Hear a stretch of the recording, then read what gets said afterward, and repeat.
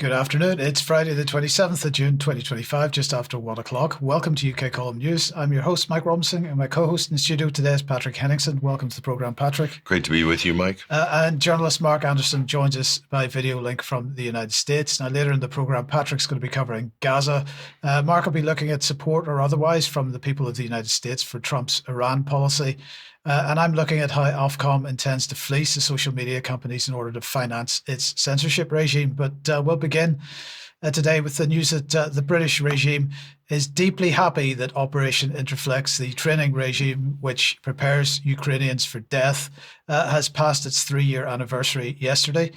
More than 56,000 Ukrainian soldiers have been trained by the UK and 13 partner nations, which I suppose is a drop in the ocean compared to the number of Ukrainian casualties, I'll admit. But when we take into account that Operation Interflex focuses on equipping trainees with battlefield essentials such as basic infantry course, leadership training and instructor courses, in fact, the devastating effect of this training is probably much wider once the graduates return to Ukraine, Patrick. But at a recent meeting of the Ukraine Defence Contact Group on the 4th of June, Secretary of State for War John Healey announced that the UK will spend a further £247 million this year on training the armed forces of Ukraine. But don't worry, recent polling data shows that 90% of all the trainees who've completed Interflex training since January 2025 feel more confident in their lethality and survivability at the end of training. Patrick, I don't know what your thoughts are on that, but that is a pretty disgusting comment, I thought. Well, 90% of who? How many of?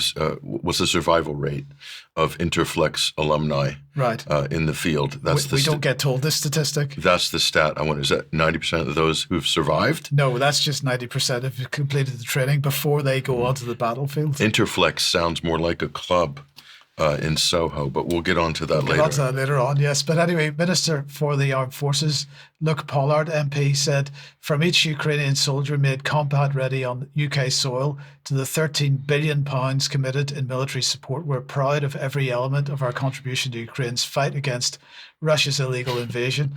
Must be very proud. But in the meantime, the UK is going to boost Ukraine's air defence with 350 missiles using funds seized from Russian assets. And this is, as they say, going to help protect Ukrainians from Putin's attacks. So these are ASRAAM missiles, which are going to be fired using the Raven ground-based air defence system supplied by the UK to Ukraine, with 5 more Raven systems due for delivery very soon. And that brings the total to 13, perhaps a useful number for them there. But anyway, initially, this was used as air-to-air missiles fired from fighter jets, but RAF engineers have adapted these missiles in just 3 months to be launched from the back of a UK-designed and built truck. Similar to vaccines, they seem to be able to redesign these things very quickly. But anyway, working with a British defence industry team from MBDA UK, in Bolton. Now let's just have a brief look at the Ministry of Defence promo video for Raven, or at least part of it. Good afternoon, my name's Ollie Todd from Task Force Kindred, and I'd like to introduce you to the Raven air defence system. This is an air defence system which was generated in 2022. We went from concept to delivery of a capability within 3 months. It's an amazing system which combines the HMT 600 Supercat vehicle with an advanced short-range air-to-air missile, the ASRAAM missile, which has turned it into one of the most effective short-range air defence systems in use in Ukraine at the moment. The system is built upon a HMT 600, which is a high-mobility 6x6 all-terrain vehicle, with a bespoke mount built on it to fit 2 ASRAAM missiles, which sit on rails that we have taken from older and out-of-service Hawk, Jaguar and Tornado aircraft. The system can be deployed very quickly, the missiles can be moved into position and can engage targets as required as quickly as possible. The system can be operated from both inside the cab as well as remoted to up to 50 metres away from the vehicle, giving great flexibility for the operator whether they want to be in the vehicle or away from it. The system uses a gamepad type controller so that they can identify track and then switch from the seeker on the roof of the vehicle to the seeker onto the missile, allowing it to engage quickly. The operator can then switch to a secondary target and engage that as required. So far, we've sent over 400 missiles to Ukraine, and they've conducted over 400 engagements, which we understand with a success rate of over 70%. It's been very effective against drones, cruise missiles, and could also engage aircraft and helicopters. I mean, Patrick, what a joke! Because on many levels, it's a joke. So they've taken obsolete equipment from fighter jets that aren't flying anymore, and effectively sent it over to Ukraine to get rid of it, so we can buy some new stuff for ourselves. Is that what's going on there? 70% success rate. So this is probably the best system in the entire world, according to those numbers. Well, is it? Because in a speech a few days ago, Vladimir Putin announced that Russia will focus in particular on the nuclear triad. The strategic missile forces will be equipped with the latest YAR systems, and the aviation component of the strategic nuclear forces will be reinforced with upgraded Tu-160M missile carriers this year. These are not ground-based. In addition, he said serial production of the state-of-the-art medium-range missile Orezhnik is underway. It has demonstrated outstanding performance in combat situations. So, look, let's just remind ourselves what Orezhnik looks like, because that silly little system that we are sending over Ukraine isn't going to deal with this, is it? No, and neither is the Iron Dome or the THAAD or the Arrow 2 or Larry David's Sling. None of that is effective against that level of hypersonic missile. What is effective, Mike, is, I know this is going to sound crazy, diplomacy. Diplomacy is actually probably the best defense. But nobody wants to be called Neville Chamberlain, do they? No. Appeaser. This is Europe. They don't. Well, look, we'll be coming on to missile defense again in a second, but I just wanted to continue with this article from a couple of days ago by Hamish de Bretton Gordon, the British deep state's regular mouthpiece, Hamish de Bretton Gordon. So he published this article in the Telegraph, and in it he made clear who he thinks the real target of the recent US bunker buster bomb attack on Iran really is, and that's, he says, Russia, of course. I'm just going to take a couple of quotes from this because it is quite incredible. So he said that Operation Midnight Hammer, an incredible demonstration of US military power and Israeli operations before it, have made plain the fragility of Russia air defense systems. Putin will be quaking in his boots today. Israel has shown he is vulnerable. These events will be shaking the very foundations of the Russian military. How does that work? Well, look at this picture of Hamish de Bretton Gordon. Bring that up on screen. I think it's more like Hammered by Midnight, Mike. Yes. Rather than Midnight Hammer. Absolutely. Well, look, he went on to say this. The Russian dictator and his adversaries must now have realized that their defenses could easily be suppressed if the Ukrainians or other opponents such as NATO had the right tools. The comprehensive US and NATO intelligence networks that we've seen in Iran, which even allow them to pinpoint and assassinate key leaders and nuclear scientists almost at will have terrified the Kremlin hierarchy, the more so as Ukraine appears to have similar reach inside Russia. Operation Spider's Web, in which Russia's strategic air fleet was decimated several times over, stands as testament to their effectiveness. And he went on to say it is now even clearer that America has total overmatch against Russia's forces. And if Trump chose to, he could inflict battlefield defeat on Putin or eliminate him personally by equipping Ukraine with the same weapons that Israel has.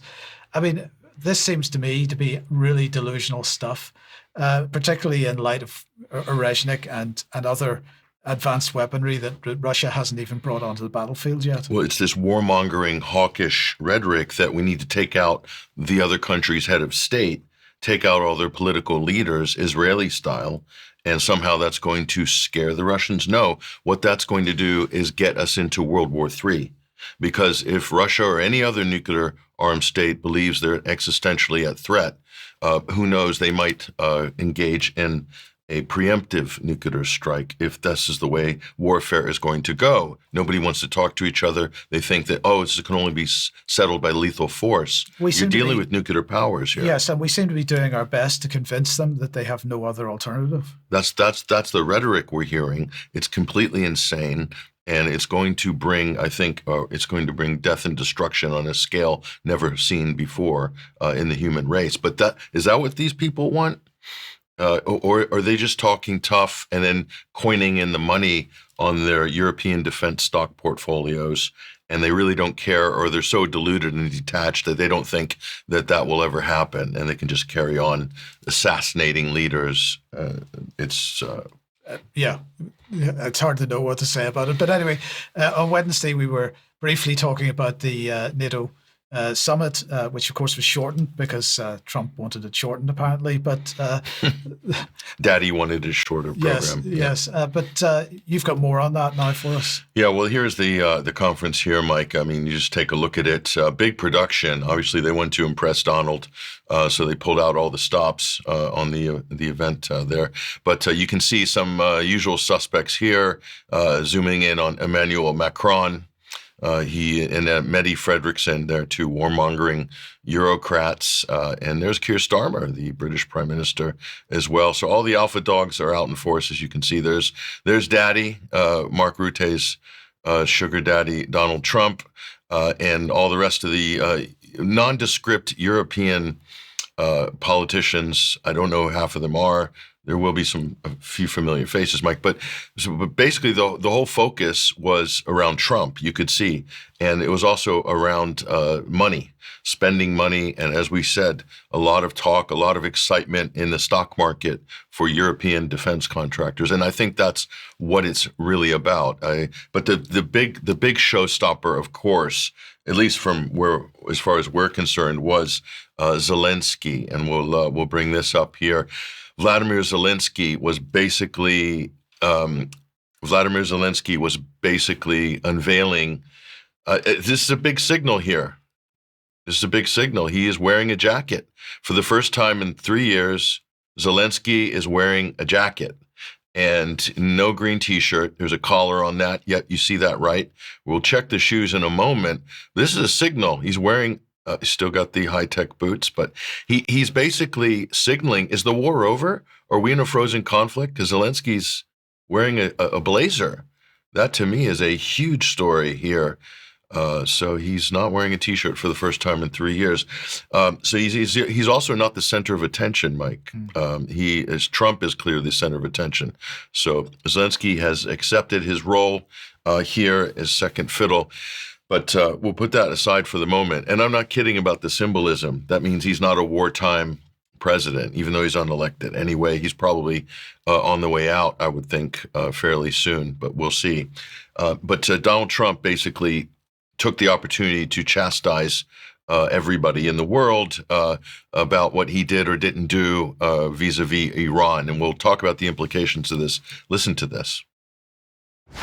I just want to thank our pilots. They were maligned and treated very bad, demeaned by fake news CNN, which is back there, believe it or not, wasting time, nobody's watching them. So they're just wasting a lot of time, wasting my time.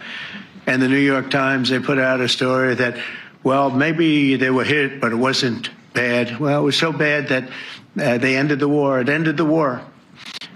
Somebody said in a certain way, that it was so devastating, actually. If you look at Hiroshima, if you look at Nagasaki, that ended a war too. This ended a war in a different way, but it was so devastating. What bothered me about these reports with fake reports put out by the New York Times, I call it the failing New York Times because it's doing terribly. Without me, it would be doing no business at all. But, and by fake news, CNN and MSDNC, all of these terrible people, they have no credibility. When I started, they were at 94% credibility, the media. Now it's at 16%. And I'm very proud of it because I've exposed it for what it is. But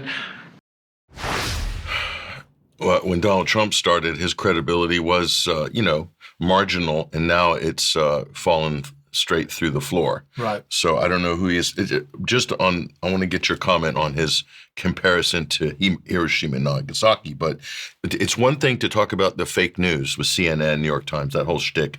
And a lot of people got behind that because he was an insurgent candidate. He was a rebel. He was a disruptor. He has just launched an illegal, undeclared war of aggression on fake WMD supposed evidence. So the whole fake news shtick doesn't actually work. And that's the problem with Trump. He doesn't have any awareness. He's not able to read the room. And unfortunately, he's surrounded by Euro sycophants, so there's not much we can do about that.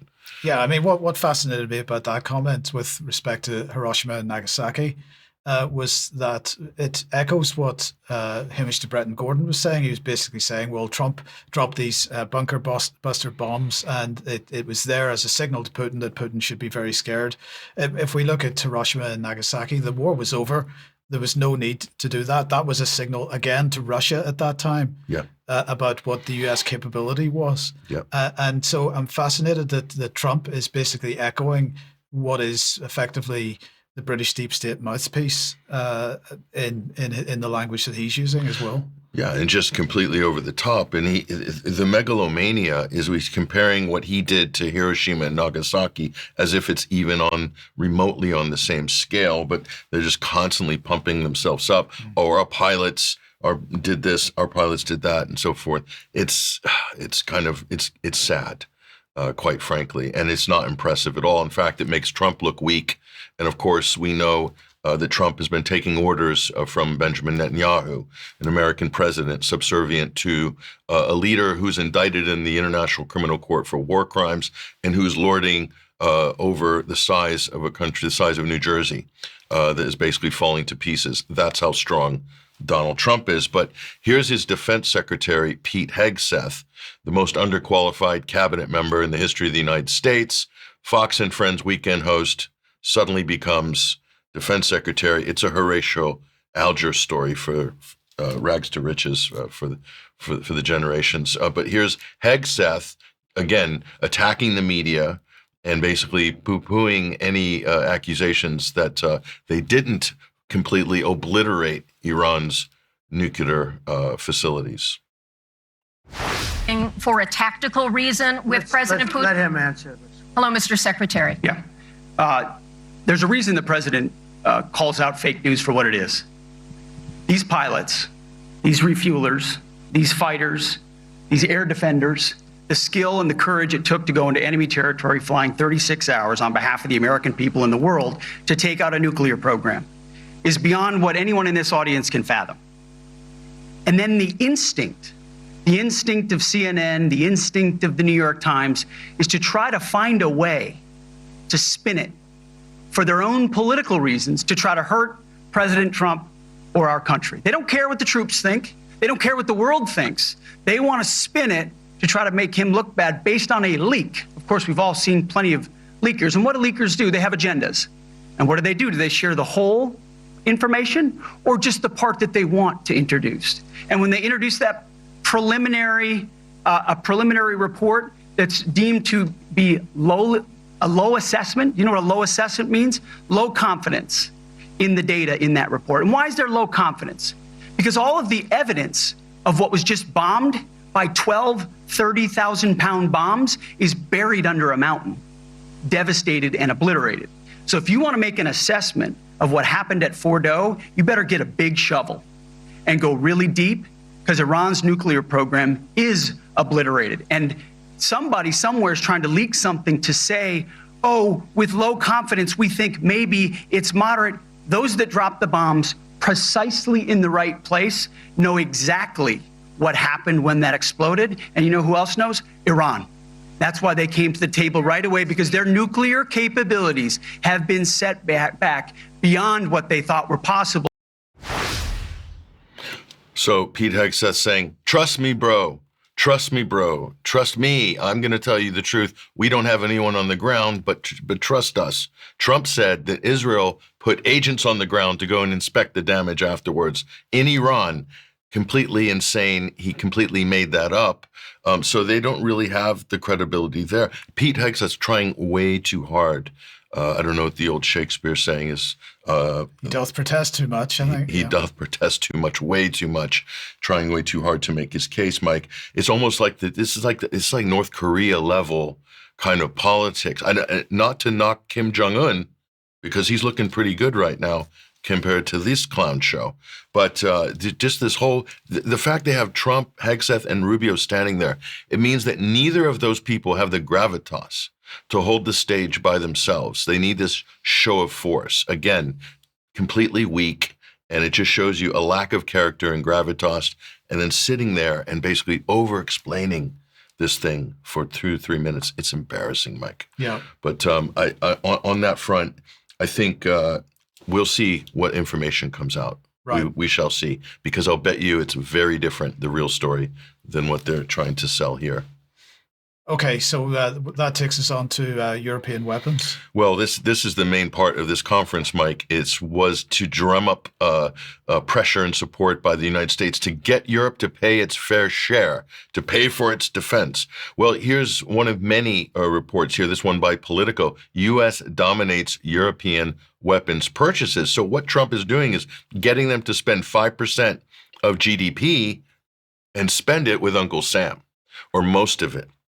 And how much are we talking about in terms of percentages here? Let's take a look at some of the numbers. So Trump is basically panhandling for the United States military-industrial complex. Let's take a look at the numbers, though. This is according to the Stockholm Institute for Peace. And look at this, Mike. It's not even close. The United States towers over every other country in terms of arms exports to Europe. Look at that. Now, these are recent numbers, by the way, and this is only expected to increase the U.S. share. So there are other people in there doing work and supplying things, but you can just see the 5% GDP spend. That's a huge payday. A huge payday for the Americans. So what are we looking at here? Turkey backs NATO's 5% defense goal here, planning a nationwide air shield, an air shield. Turkey's planning to prioritize its Steel Dome project. So not to be outdone by the Iron Dome in Israel, Erdogan wants a Steel Dome. What are we looking at here? Every country is saying the same thing: Golden Dome, Iron Dome, Steel Dome. We're looking at an arms race. Right. That's exactly what we're looking at here. And take a look at the coercion. I'll bring this up on screen. Trump says Spain will pay more in trade after the refusal to meet NATO's defense spending target. So NATO is determining what governments spend. And if you don't comply, Trump will hit you with punitive tariffs. This is outrageous. Everyone in Brussels should be railing against this. This is the United States imposing budgetary spending. As we said before, NATO is directing European economic and political affairs here. And we'll bring on screen here, this is Professor Carlo Massala from the Bundeswehr University here. And look at what he says. All the Europeans are looking at the U.S. like the rabbit looks at the snake, hoping that the snake won't bite them. This is the German Defense University as well. So that's the attitude there. And again, this is echoed here. Another influential think tank. This is Guntram Wolf from the Bruegel think tank, economic think tank in Brussels. And this is what he says about the 5%. They will not get there. If you are a highly indebted country, you can't issue more debt. It means very difficult budgetary choices. So that's what some of the experts in Brussels are saying. But let's just look at the methodology behind this. This is the defense reality. Okay, a lot of talk, but let's look at the reality in the EU. Why countries will not meet their 5% spending. And here's the first one. The EU, 0% GDP growth projections and a recession. So that's 5% of a smaller GDP. And we'll go here. State budget constraints require new laws. So in some cases, there might be constitutional amendments required for this as well. And the deficit spending is hurting EU states' credit ratings.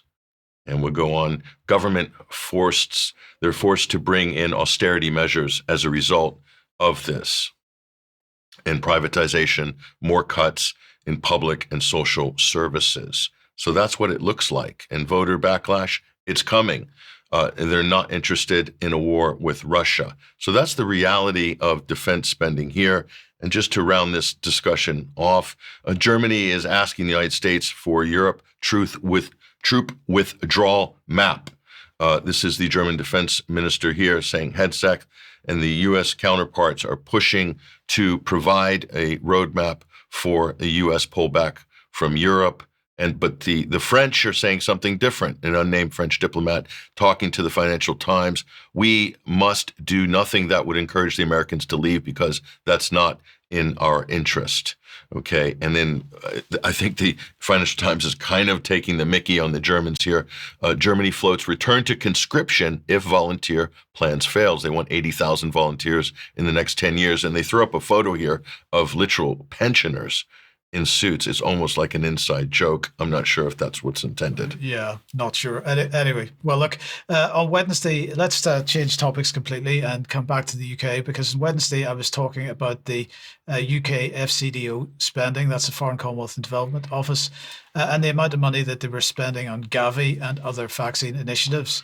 And if you remember, we were looking at the top 3 recipients in the area in this sort of policy area. So Global Fund to Fight AIDS and TB, $1 billion, GAVI, $1 billion, and 350 million to the IFFIM, which effectively is to GAVI as well.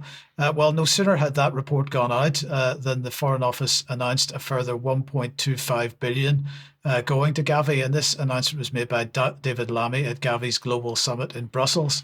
Now, this, they say, extends a close 25-year partnership which has helped to vaccinate over 1 billion children globally against diseases like meningitis, to prevent more than 18 million lives being lost, and to improve countries' economic prospects. And they claim that the pledge will help GAVI in their mission to protect up to 500 million children between 2026 and 2030 and save up to 8 million more lives. This is the same kind of numbers that we've heard many, many times over the last number of years. But then we get to the reality, because it's actually all for fun and profit, with the claim of 14,000 jobs supported through the partnership with health companies like GSK in the UK. And even better, they say GAVI helps strengthen the UK's health security by preventing the spread of dangerous infectious diseases before they reach our borders. And this reduces pressures on our hospitals and health workers, enabling an NHS fit for the future. So it's all good news. But Mark, let me welcome you to the programme and tell us in a related topic about the Vaccine Integrity Project. Good day, gentlemen. Yeah, we've heard about integrity projects before on UK Column. Here we have, in a very liberal state, in terms of the state government, the state of Minnesota, what is known as CIDRAP, and they're launching the Vaccine Integrity Project out of the University of Minnesota, as noted. And what appears to be happening is there's a kind of a coalition of physicians and big pharma apparatchiks that are concerned about the way that the CDC is being run under RFK Jr. And as it shows here, let's put this one up. This explains it very succinctly. Children's Health Defense came out talking about this CIDRAP group and what it's doing to challenge the vaccine approval process. And what Children's Health Defense put out was this: pharma-friendly public health officials launched new project to shore up U.S. vaccination policy. The Vaccine Integrity Project may launch a committee that will evaluate the scientific evidence supporting individual vaccines. But this task, get this, is currently performed by the Centers for Disease Control and Prevention's Advisory Committee on Immunization Practices. The Children's Health Defense believes this is a move to usurp that advisory committee. Probably somewhat of a medium to long-term project, as I understand it so far. My report today is preliminary. We're looking at this in terms of being aware of what might be coming down the road later, rather than waiting till it's too late. But this shows in this next slide, Dr. Michael Osterholm, a Regents Professor and Director of CIDRAP, and he said this project acknowledges the unfortunate reality, he says, that the system that we've relied on to make vaccine recommendations and to review safety and effectiveness data faces threats. So the battle lines, you might say, are being drawn. The Children's Health Defense wants to see the standard advisory committee that's part of the governmental infrastructure stay in place under RFK. They believe this group is trying to usurp that. So we'll see what happens. But it appears to be so far big pharma trying to stir the pot and mitigate against whatever controls the government might be exercising that would push big pharma back on its heels. Of course, RFK Jr. made some recent changes to that advisory committee and got rid of a lot of people on there that he thought evidently were too pro-pharmaceutical. So Lots going on there, much to watch in the days, weeks, months, and even years ahead, but a very important development at this point. So back to you guys. Thank you, Mark. Thank you. Okay, let's move on. If you like what the UK column does, you'd like to support us, we do need your continued financial support. If you look on the UK front page of the UK column website, you'll find the place to go to do that. All assistance is gratefully received and very much appreciated. And thank you to everybody that does support us in that way so far. Now, yesterday at 1 p.m., we put out an interview a discussion between Brian and Ben on the transition, which is all about the transition of British society and governance, the way that local governance is changing, city regions, city states being set up in this country. Plymouth not immune from that by any means at all. So if you haven't seen that discussion, please have a look at that and try to get an appreciation of how things are being changed in this country. Tonight at 7 p.m, Jerem is putting out the latest weekly banter with Charles and with me. And hopefully that is going to be a reasonably controversial one. So do join us at 7 p.m. for that. A reminder of the 18th of October in York, the next UK Column on Location event. Tickets will go on sale in a few weeks' time. Please join us for that if you possibly can. And finally, Sounds Beautiful then is taking place as we speak. And once this news program is over, Patrick and I will be whizzing down the road along with Kenny to meet everybody there. We're looking forward to it. The weather is very pleasant, so we should be having a good time over this weekend. Now, Patrick, Gaza, people not having a great time there. Yeah, that's an understatement of the millennium. Unfortunately, we have to report on this as all eyes were on Iran. All eyes were on what was going on with the U.S. and Iran and Israel. Everyone took their attention off of Gaza, and what has come out in the last couple of weeks, especially in the last 7 days, is beyond horrific. And we'll start with this very important report here, and this is up at 21stcenturywire.com. And what we're doing is serializing highlights from the Harvard report. This is from the Harvard Dataverse, the hidden numbers behind Gaza's real death toll. Now, the numbers being bandied about, Mike, you're probably familiar with 60,000 dead in Gaza, something along those lines here. What we found here, the grim arithmetic IDF data reveals 377,000 Palestinians are, quote, unaccounted for, i.e. dead or missing. 377,000. Okay, this is, by these numbers, we're looking at a Holocaust here, and we don't say that lightly or casually. The report unequivocally demonstrates that the Gaza Humanitarian Foundation, this organization we exposed a couple of weeks ago, compounds, they were strategically placed and built to be inaccessible to most, particularly to the 1 million residents of Gaza City, hence the riots for food, cut off by the Netzarim corridor. This is by design. They're partitioning Gaza. The United States and Israel are doing this in concert here. And the current system fails to support the 1.85 million accounted for, let alone the 377,000 missing Palestinians in the Gaza Strip here. Let's take a look at some video footage of shooting where people are starving people, cut off with food and aid and water by Israel, okay? And they're going to collect food at these feeding points, the U.S. and Israel call them, and they're being shot at. Hundreds of people have been killed trying to feed themselves and their families. Take a look at this.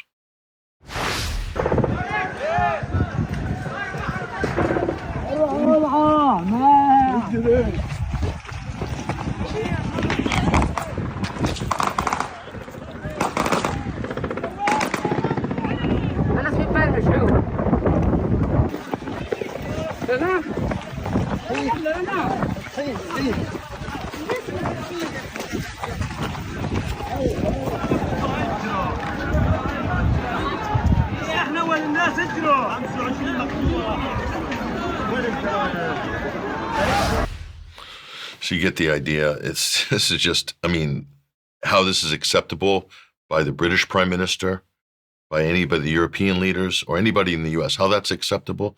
Who engineered this? How did this come to be? The United States and Israel are fully responsible for it. Here's the Israeli press, though. Take a look at this. This is what they're saying. This is Haaretz. It's a killing field. IDF soldiers ordered to shoot deliberately at unarmed Gazans waiting for humanitarian aid. That's the Israeli press today. Okay, that's the Israeli press. That's not us. That is not the opposition media. No, that's the Israeli press. So they're starting to basically wanting to take responsibility for this.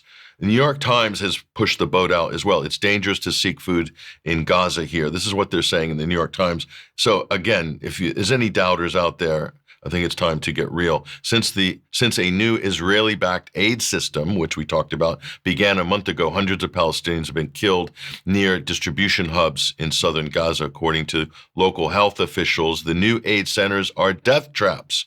This is a UN spokesperson Jens Lerick. Okay, and they go on, and it gets worse. Gaza is the hungriest place on earth, and just to round this commentary out here, when we are able to bring anyone in, it's getting plundered immediately by the population. That's the level of desperation. This is what happens when you starve 2 million people. So there we are. And they go on here, the Israeli-backed system run by the Gaza Humanitarian Foundation. Sounds good, doesn't it? It's not. It was just given $30 million by Donald Trump yesterday, and that will be paid into the accounts of private U.S. and Israeli contractors, okay, just so people know. And so that's the situation. And we have, Mike, exposed this organization here. We'll bring them up on screen, the Gaza Humanitarian Foundation. And we did that a couple of weeks ago. And we showed you some of these actors here, all deep state.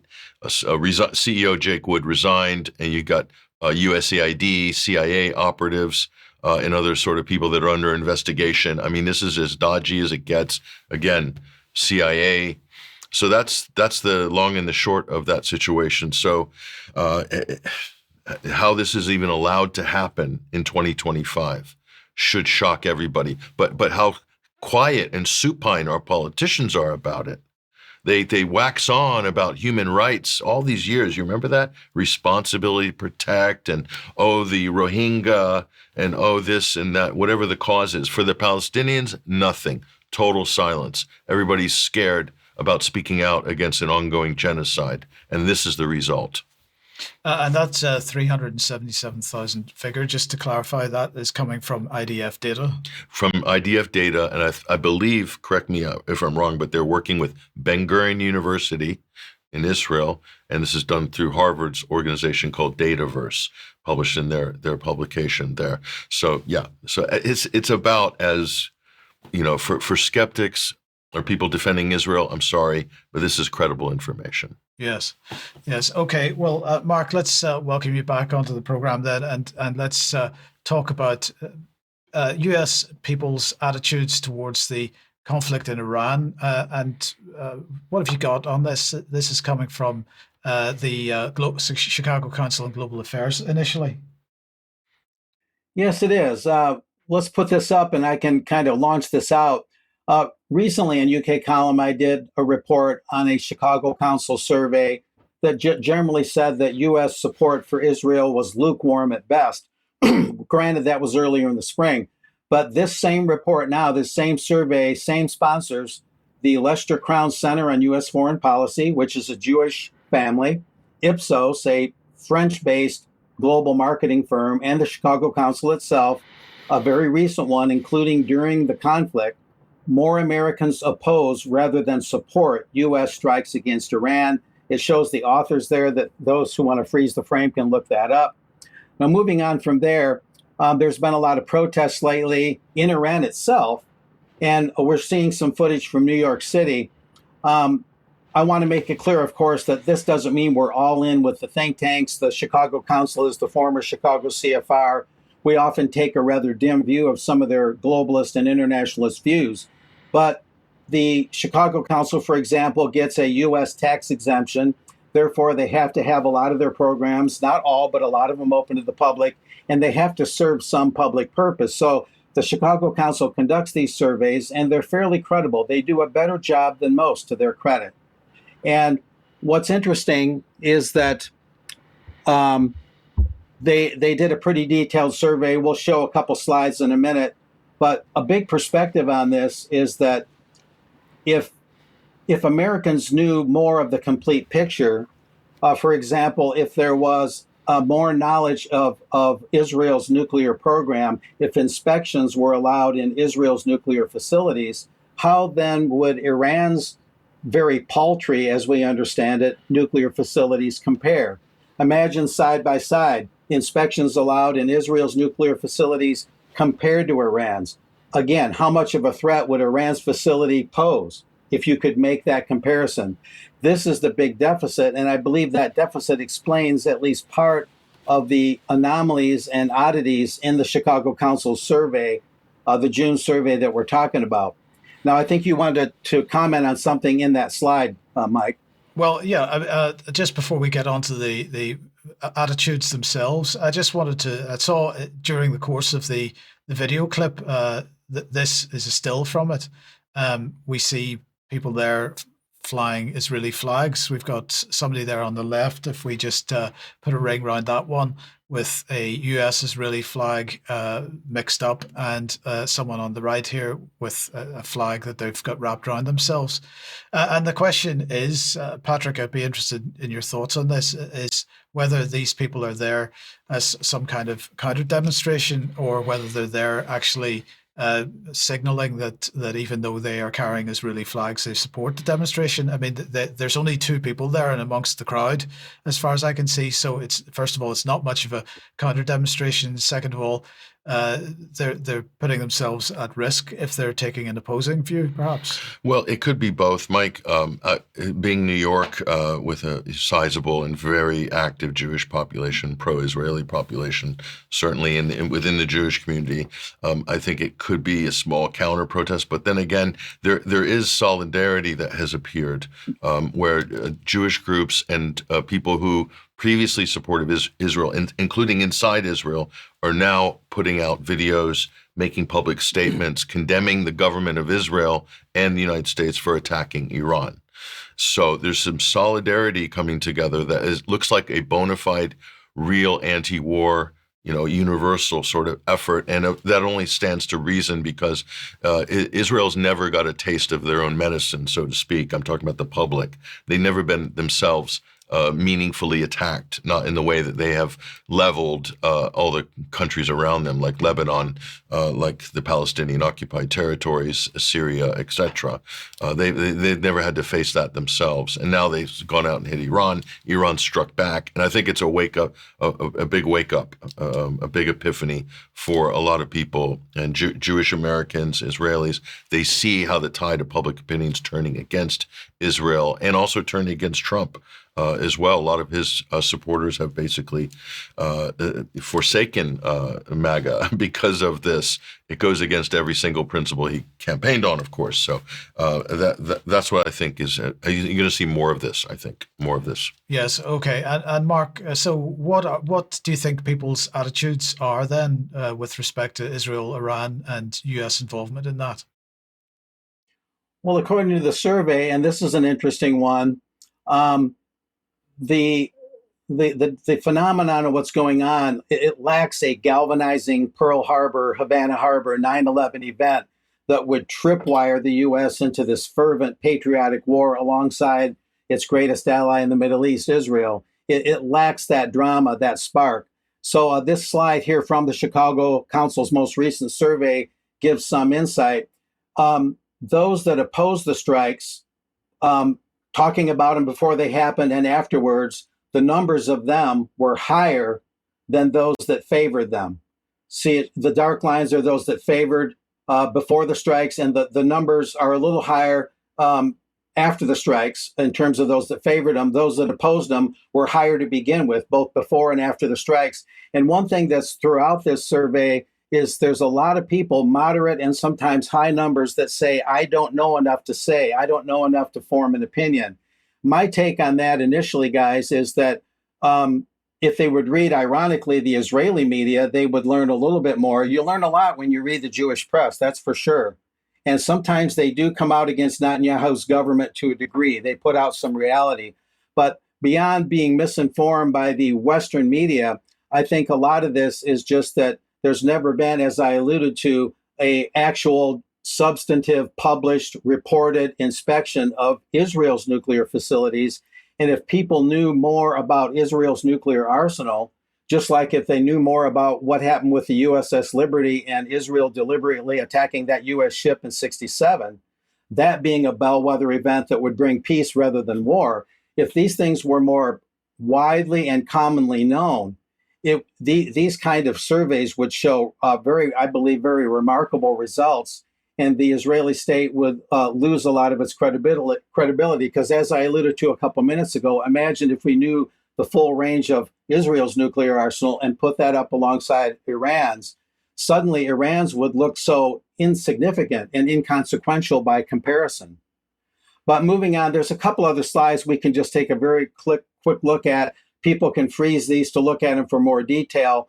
Were Israeli strikes justified? In the first column, in the justified column, those that answered justified, that is, again, we see that big Republican spike. The Democrats and independents much more lukewarm, or saying basically that, they're not justified, because in the unjustified column, we see the Democrats and the independents, the blue and the yellow, being higher, and of course the Republicans being lower. So the duopoly, the Republican wing of the overall establishment, the evangelical element within the Republican Party that we often talk about, is what puts this over the top. So moving on from there was also a recent additional survey by the Chicago Council, and we'll show this just briefly. This is back in April, mid-April, but even then, 6 in 10 Americans support U.S. participation in a nuclear agreement with Iran. So it was leaning toward, let's do agreements, let's do something approaching diplomacy, like what Patrick alluded to, rather than just leaping into kinetic war. And the rest of this kind of explains that U.S. policy toward Iranian nuclear development. To put it simply, continuing diplomatic efforts, the top set of 4 horizontal lines got the most response: continued diplomatic efforts. Then as you go down the totem pole, impose tighter economic sanctions. Again, no kinetic war, very high numbers.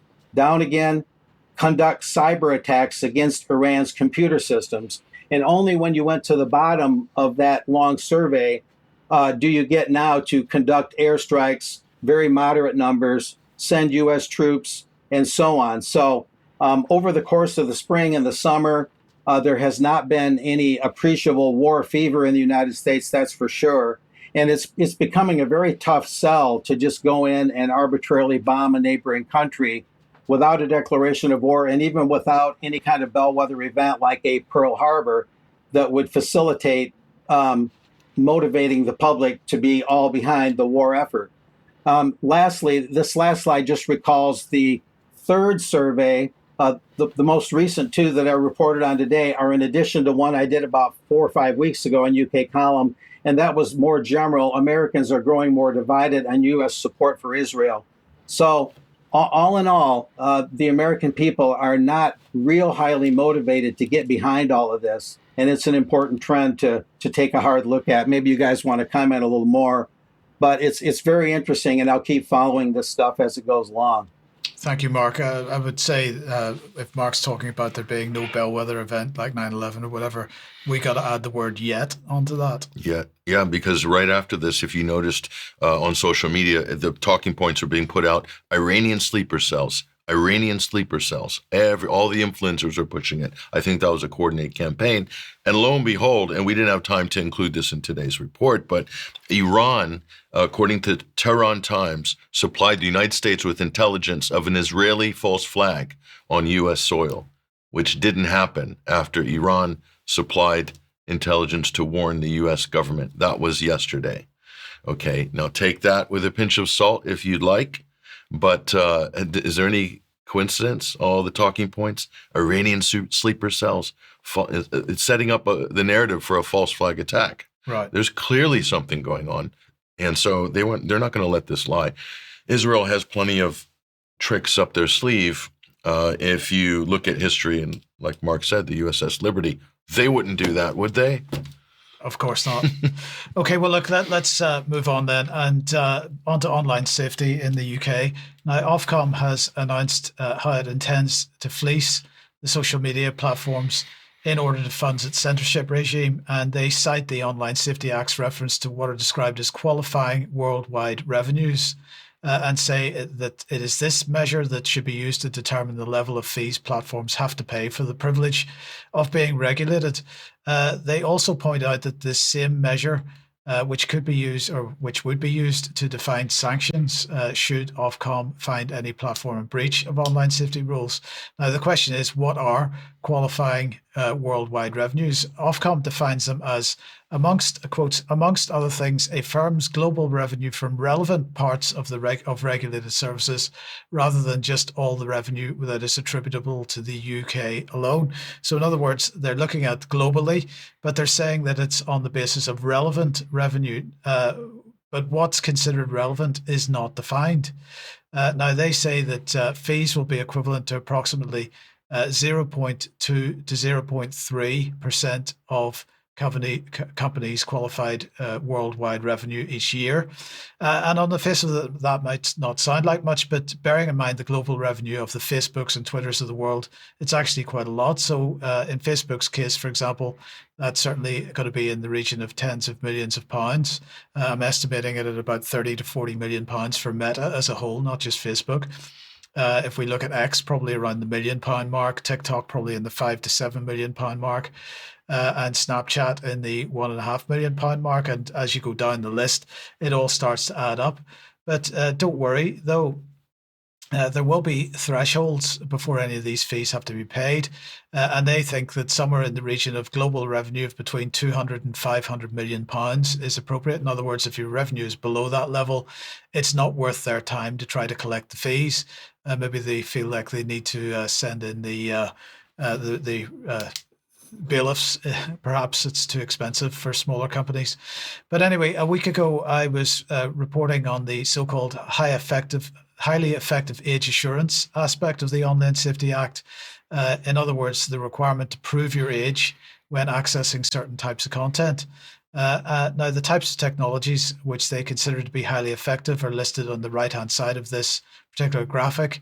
Credit card checks, open banking, which allows consumers and businesses to securely share their financial data with third-party service providers through APIs, application programming interfaces, photo ID matching, facial age estimation, mobile network operator age checks, digital ID services, and email-based age estimation. Now, of course, in order for these age checks to be done, you've got to make it clear to your mobile operator, for example, that you're visiting Pornhub or whatever the website is it's wanting to estimate your age or get some verification of your age and so on. But yesterday, Ofcom announced that the major porn providers have actually signed up to this now, and they have decided to do this in time for Ofcom's deadline next month. Now, I'm not going to list the sites that have agreed to comply with the regime at the moment, but if you're really interested in that list, it's on the Ofcom press release, which will be listed in the show notes. Now, Ofcom claims that monitoring compliance with these new duties is a priority, and that any company failing to comply will be subject to fines, in various serious cases a court order to prevent the site or app from being available in the UK. So they're already building the Great Firewall of Britain. And they've already launched investigations into 4 porn providers. And as I said at the time, all the focus from Ofcom is on verifying that someone is over the age of 18. At no point did they comment on any requirement to make sure that someone who is under the age of 18, or make sure that someone was under the age of 18 for access to a site aimed at children. So, this is all the focus is on children accessing pornography initially, because porn is always the the sort of leader in this, and whatever happens with pornography is rolled out to other services later on. But as I say, they're not worried about perhaps older people accessing websites that are specifically aimed at children. That is just not on the radar at the moment at all, and quite incredible. This is an amazing shakedown operation by Ofcom, isn't it? Shaking down these big global corporations to fund a new bureaucratic censorship, Joe versus the volcano Department of Information dispersal. Why don't they just get rid of social media in Britain and have the BBC do our social media? Then all our problems are solved, aren't we? Patrick, we can have a license that we pay to use our phone, just like the TV. Is that not where things are headed? That is exactly where things are headed. Oh, I see. We're too far ahead of the Overton window there, Mike. Yes. Got to be careful. We shall keep an eye on this and keep reporting, but I think that's absolutely the case. Mark, let's come back to you then. And Chatham House, which of course everybody knows, or at least everybody should know, one of these globalist policy-making organizations that is very British. Oh, indeed. I decided recently not only to cover the Chicago CFR, which is the Council on Global Affairs. We talked about their surveys, Trilateral Commission, Bilderberg, the original New York CFR. I wanted to branch out to Chatham House. I literally was thinking about it a week or two ago. All of a sudden, I get an email for the first time ever. Somehow, one of my emails got on their email list, and they sent me this notice, maybe not like on a personal basis, but maybe part of a mass email. I'm not sure. They're having a program July 2nd entitled, How Should Britain Build Influence and Impact on the Korean Peninsula? And that's something we hear about all the time, reassessing the UK's role in security, diplomacy, and engagement on the Korean Peninsula. So as of July 2nd, noon my time, I'll cover that in real time, and we'll see what that's about. So that's an advance announcement. Plus, I'm kind of branching out to cover Chatham House a little bit more. And a quick footnote is it appears that UK Column, when they have the public open programs, could send someone to 10 St. James Square where they're located and actually go in and cover it in person. It appears to be that way. Anyway, there's also an interesting move. I picked up on this as I was looking into this program. Let's look at this. There's a little bit of a changing of the guard. Ivo Dalder, the former U.S. envoy to NATO under Obama, is stepping down as CEO and president of the Chicago Council on Global Affairs. And Leslie Vinjamuri has been named president and CEO of the Chicago Council to replace Dalder. She comes to the council from the Royal Institute of International Affairs, known as Chatham House in London, succeeding Ivo Dalder, who's shown to the right there. So we have a Chatham House apparatchik going over to the Chicago Council to replace its president. Here is the person doing the replacing, Leslie Vinjamuri, as Chicago's new global leader. She directs the U.S. and America's program and chairs the faculty of the Queen Elizabeth II Academy for Leadership in International Affairs at Chatham House. That's what she's been doing there. She's also a professor of international relations at SOAS University of London, and like many, a Council on Foreign Relations member. That's sort of a commonality.